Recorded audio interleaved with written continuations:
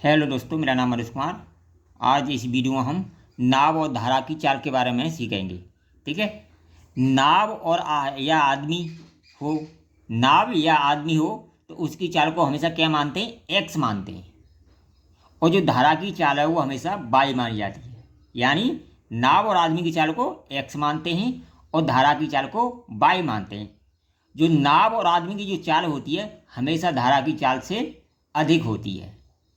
अगर इससे कम होगी तो धारा हमें विपरीत दिशा में बढ़ने नहीं देगी। इसीलिए नाव या आदमी की चाल हमेशा अधिक ही होती है। ये बात हमेशा ध्यान रखनी है।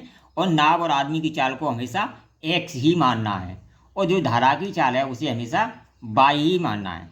अब देखिए, जो धारा की दिशा में जो चाल होती है वो एक्स प्लस वाई किलोमीटर प्रति घंटा होती है। क्या होती है?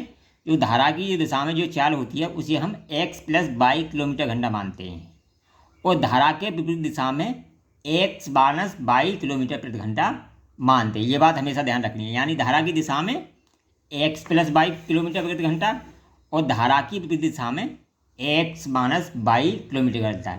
ये बात अब अगर आपको आती है कि आदमी की चाल को क्या मानते हैं और धारा की चाल को क्या मानते हैं और किस दिशा में कितनी चाल होगी, तो क्वेश्चन आप आसानी से सॉल्व कर सकते हैं। तो धारा की दिशा में एक्स प्लस वाई और धारा के विपरीत एक्स माइनस वाई। ठीक है। और हमेशा नाव या आदमी की चाल धारा की चाल से अधिक होती है। ये बात ध्यान रखनी है। तो आपको कैसा भी क्वेश्चन आ जाए सॉल्व करने में कोई दिक्कत नहीं होगी। अब देखिए, धारा की दिशा में जो चाल होती है, धारा की दिशा में जो चाल है वो ओरिजिनल चाल नहीं होती है और धारा के विपरीत जो होती है वो भी ओरिजिनल चाल नहीं होती है। केवल ओरिजिनल चाल नाव या आदमी की कब होती है? शांत जल में।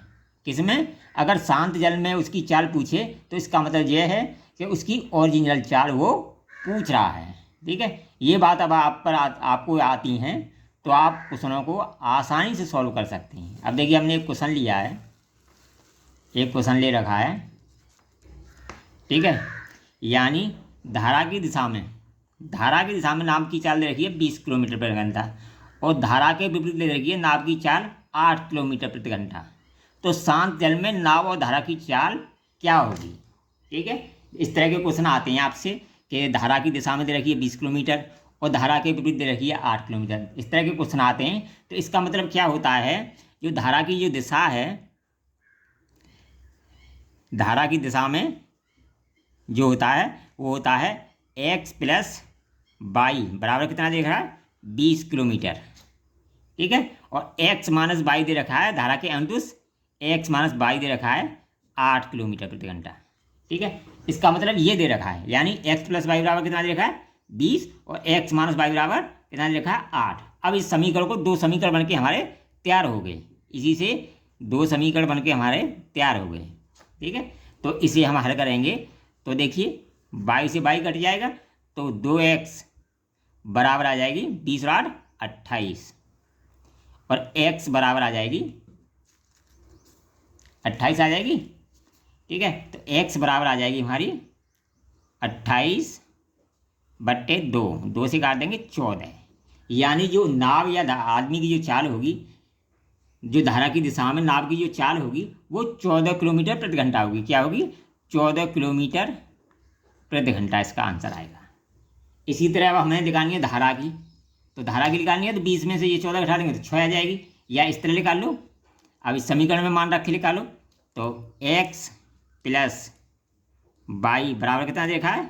20। ठीक है। अब ये कितना आया? 14 आया। x कितना आया? तो 14 प्लस वाई बराबर 20, वाई बराबर 20 माइनस 14 बराबर 6 किलोमीटर प्रति घंटा। ठीक है। इस तरह हम आसानी से इनकी चाल निकाल सकते हैं। यानी ये किसमें? शांत जल में। ये जो ओरिजिनल चाल होती है नाव की और किसकी? धारा की, ये ओरिजिनल चाल है। ठीक है। तो हमेशा ध्यान रखना है, धारा की दिशा में एक्स प्लस वाई और धारा के अनुदिश एक्स माइनस वाई। और हमेशा नाव और आदमी की चाल को एक्स मानते हैं और धारा की चाल को वाई मानते हैं। अगर वीडियो पसंद आए तो कमेंट करें, लाइक करें, शेयर करें।